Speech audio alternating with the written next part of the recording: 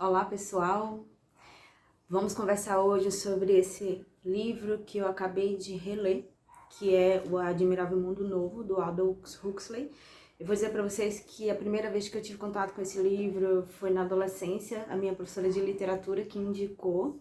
Eu lembro que ela falou alguma coisa sobre, é um livro que vai falar sobre um futuro, uma sociedade que chegou à perfeição. Ela não falou muito bem que era uma distopia, e eu fiquei muito interessada na época e li, só que a experiência que eu tive dessa vez foi completamente diferente. O livro mudou muito pra mim. Eu cresci, na verdade, né? Eu me tornei um outro ser humano. Tirei outras reflexões desse livro, reflexões que eu acho bem interessantes, principalmente para o nosso momento histórico, assim. Então, antes que eu comece a falar um pouco das minhas impressões, né, da minha experiência de leitura, eu vou falar um pouco do que se trata esse livro, né, para quem não conhece. Eu acho quase impossível não conhecer pelo menos um pouco dessa história, porque é um dos clássicos modernos, né, O Admirável Mundo Novo, em 1984. São livros muito conhecidos, muito lidos, e eu acho difícil a gente não saber pelo menos alguma coisa, mas eu vou tentar trazer aqui uma espécie de resuminho, assim, uma espécie de sinopse, sem contar muito spoiler, porque a ideia não é entrar muito nos detalhes na história, não estragar a experiência de leitura de ninguém, mas muito pelo contrário, instigar vocês a lerem, se vocês se interessarem, despertar o interesse de vocês em algum grau e também fazer essa leitura. Então, o livro ele vai tratar de uma sociedade perfeita, uma sociedade que eles vão chamar de distópica. Distópica no sentido de que é perfeita, mas não é. Ou seja, uma sociedade ideal, mas que a gente percebe que na verdade não é ideal, né? Essa sociedade ideal vai ser construída através de uma ciência que gera seres humanos perfeitos, ou seja, os seres humanos aqui eles não nascem, eles são criados em laboratórios, e também através do que o Aldous Huxley vai chamar de condicionamentos. Então, através de alguns condicionamentos, o ser humano vai também se tornando perfeito. Eu acho interessante que ele não chama educação, né? Ele não vai falar da palavra educação, ele vai chamar de condicionamentos. O que para nós hoje a gente pode traduzir como nosso sistema de educação. Está muito mais em criação de condicionamentos do que propriamente fazer com que a gente pense por conta própria, né? Que dificuldade de falar esse nome, Aldous Huxley, acho que é assim que fala o nome dele. Então, as pessoas aqui, elas são condicionadas para não sofrer, para agirem de acordo com a função que assumem na sociedade. E aqui eu vejo uma espécie de crítica ao que hoje a gente comumente chama de castas. Então o Aldous Huxley ele vai entrar em diversas tradições, mas numa visão meio deturpada, meio de senso comum mesmo, dessas ideias. Por exemplo, essa ideia de castas é algo presente em muitas tradições da humanidade, mas que hoje em dia chega para nós como algo muito próximo do que o autor, do que o escritor vai colocar aqui, que é uma ideia como se fosse assim, você pensa e age de acordo com a função que você assume na sociedade. E quando você vai lá ler em Platão, ou até mesmo em alguns livros sagrados da Índia, né, você vai ver que era uma ideia muito mais de natureza da pessoa do que propriamente da função que você assume. Mas que realmente essas ideias chegaram para nós dessa forma e é muito bem retratado aqui nesse livro. Então as pessoas elas agem de acordo com a função que elas assumem na sociedade. Então temos os alfas, os deltas, os ys, e todos eles assumem uma função e eles são condicionados para só agirem daquela forma e só serem felizes se agirem daquela forma. E o que acontece, né, é que alguns seres humanos, eles parecem não se encaixar muito bem nesses condicionamentos, parece que eles burlam o sistema. E aí a gente lembra um pouco de Matrix, lembra um pouco do mito da caverna de Platão, personagem que assume, né, essa postura muito diferente, assume uma postura um pouco diferente do que se espera dos alfas, dos ys, dos deltas, aqui representado pelo Bernard. Ele é um alfa que a Lenina, que é uma delta, sugerir que ele teve na hora que o embrião dele estava sendo produzido, né, em laboratório, talvez eles tenham errado aí algumas dosagens e por isso ele é meio estranho. E é muito interessante que a Lenina, ela é muito atraída por essa estranheza dele. E daí a gente vai começar a perceber que mesmo numa sociedade onde tem seres humanos perfeitos, existem alguns que parecem que não se encaixam, que percebem que tem alguma coisa estranha. E até alguns que se interessam por essa estranheza, né? Como a Lenina, ela sente uma atração pela estranheza do Bernard. E a partir daí a gente vai começar a perceber que realmente a sociedade não é tão perfeita assim. Porque se fosse, não teria esses seres humanos tentando sair dessa caixinha, né? E isso chega ao ápice quando a gente conhece o John, que é o que eles chamam de um selvagem. É um ser humano que não nasceu dentro desse sistema, desse admirável mundo novo. Ele nasceu de uma forma tradicional, ou seja, de uma mãe e de um pai. Ele teve um nascimento, e para eles isso é muito estranho. De uma forma que eu não vou explicar tanto aqui, porque você vai ter que ler o livro para saber, né? Eles começam a ter contato, a Lenina e o Bernard, que ele já tem esse impulso pelo estranho, pelo diferente, eles entram em contato com o John. E a partir daí a história vai se desenrolar de uma maneira que a gente vai perceber que existem seres humanos que estão tentando sair dos seus condicionamentos. Bom, aqui que eu vou parar falar um pouco da história, né, e vou entrar um pouco nas minhas reflexões pessoais e até mesmo da experiência de vida e de outras reflexões, outros textos que eu tenho contato. Falei um pouco aqui sobre Platão, falar um pouco também sobre Matrix. A sensação que eu tive ao ler esse livro é que todas essas pessoas estão dentro dessa Matrix, né? E só que tem alguns que querem despertar, tem alguns que são tipo Neo. E aí a gente lembra também de que isso não é uma história nova, né? Platão lá, 2500 anos, já estava falando do mito da caverna. Então se você vai ler o mito da caverna, você vai lembrar muito dessa sociedade aqui. Então o que de fato é novo nessa sociedade é a tecnologia, é o fato das pessoas serem criadas em laboratório. Mas os condicionamentos, alguém está tentando dominar suas opiniões, lhe fazer estar adestrado, tudo isso não é novo nessa sociedade. E todo mundo que de alguma forma tenta subverter esse sistema perfeito é tido como louco, é tido como selvagem, não é bem aceito e é excluído. Então tudo isso não é novo, né, nesse admirável mundo novo. Platão já falava isso no mito da caverna, se a gente for em outras versões a gente também vai ver. O que eu vejo de novo nesse livro, realmente, como eu falei, é a tecnologia.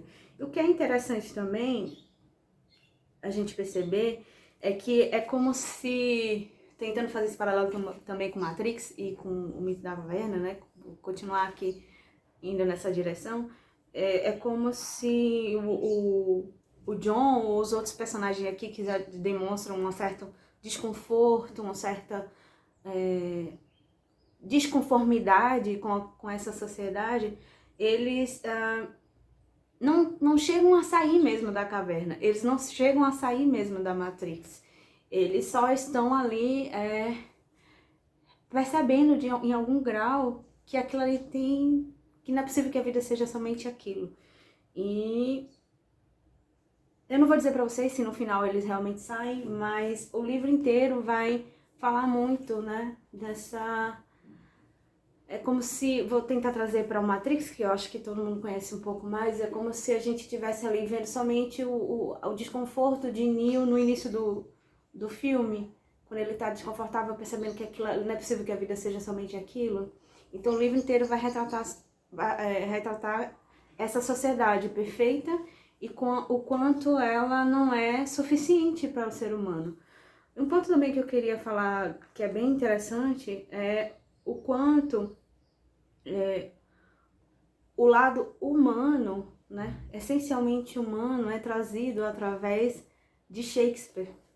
Então, em todo o livro, em vários momentos, o escritor vai trazer trechos de Shakespeare falado pelo John, que é o selvagem da história, aquele que não foi criado dentro dessa sociedade. O John, ele era muito fã de Shakespeare, ele lia muito Shakespeare e ele adorava Shakespeare. Inclusive, tem um momento da história que ele vai se perguntar, né, por que as pessoas não conhecem Shakespeare nessa sociedade, né? E a gente vai ter a resposta também. É uma ideia de que a beleza, né, ela convoca um desconforto com aquilo que não é bom, com aquilo que não é humano.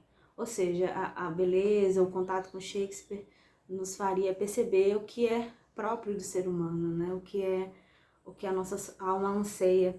O John, ele é chamado de selvagem, né, durante o livro inteiro, não só pelo fato de que ele não cresceu nessa sociedade, que ele não tem esses condicionamentos, mas também porque ele realmente é muito impulsivo, ele realmente tá muito mais ligado aos instintos. Então é como se a gente tivesse nesse livro um 8 e um 80, né? O 80 seriam as pessoas completamente condicionadas e que elas ficam até muito atraídas pelo John, que é uma pessoa totalmente instintiva, que a gente não poderia chamar aqui de liberdade, apesar do livro falar em vários momentos sobre liberdade. É muito mais ele é escravo dos instintos, dos desejos dele, da impulsividade. Então, de fato, ele é um selvagem nesse sentido. Então, é ou 8 ou 80. O John seria esse 8, né? Que não tem nenhum condicionamento, mas está muito ligado aos instintos ainda. E o 80 são as pessoas completamente condicionadas. Percebem que os dois ainda estão muito nessa escravidão, né? Ainda estão longe de serem pessoas de fato humanas, né? E esse ponto humano é trazido por Shakespeare, é trazido pelos personagens do Shakespeare, que intuitivamente o John gosta, se atrai e tenta trazer para suas falas, para sua vivência, porque é como se ele reconhecesse ali algo que ele quer ser. Os personagens criados por Shakespeare, esse renascentista, esse homem cheio de ideais e que trazia realmente nas suas histórias, é muito, muito bonito ler os livros de Shakespeare e ver o quanto ele entendia mesmo dessa condição humana, né? E é muito bonito ver que esse lado humano vem através de Shakespeare nesse livro. Isso foi, para mim, é o ponto alto dessa história e é o que me faz recomendar, inclusive, esse livro. É justamente a gente perceber que, em algum grau, mesmo um selvagem, chamando de selvagem, intuitivamente sabe aquilo que é próprio do ser humano e não se conforma mesmo com essa felicidade, esse pacote de felicidade que é vendido. É muito interessante a gente refletir, né, porque os personagens de Shakespeare e até mesmo o John, ele sente falta das adversidades, né, dos confrontos naturais da vida. Até mesmo tem um trecho que ele vai falar que ele também quer ter o direito a ser infeliz, por exemplo, a fazer suas próprias escolhas. E nessa sociedade isso não ocorre, né? E é interessante a gente perceber isso, refletir, né, o quanto esses momentos que não trazem tanta alegria assim, ou tanta felicidade, também são importantes para a nossa trajetória, né? Porque é através das escolhas, é através das adversidades que a gente se reafirma na nossa identidade, reafirma nas nossas escolhas e naquilo que nós damos valor. Então, tudo isso também faz falta para o John e é nessa trajetória que a gente também vai refletindo o quanto essa imperfeição da vida é a perfeição para nós, é aquilo que de fato nos faz ser felizes e humanos. Bom, gente, acho que era isso que eu tinha que contar para vocês. Gostaria muito que quem leu, ficou interessado em ler, comentasse aqui embaixo. Espero que de alguma forma eu tenha despertado aí o interesse de vocês pela leitura desse livro. Essa edição que eu tenho é uma edição antiga, foi a edição que eu tinha aqui em casa, mas eu vou colocar no link da Amazon a edição que eu recomendo. Inclusive eu olhei quase agora e estava por R$20.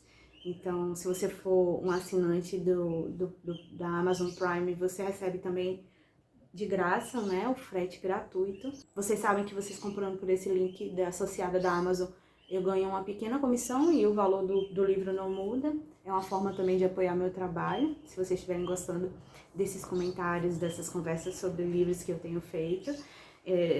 Se vocês quiserem complementar algo, ou falar da própria experiência de vocês, ou do interesse que vocês tiveram, algo que ficou em dúvida, por favor, fiquem bem à vontade para usar os comentários.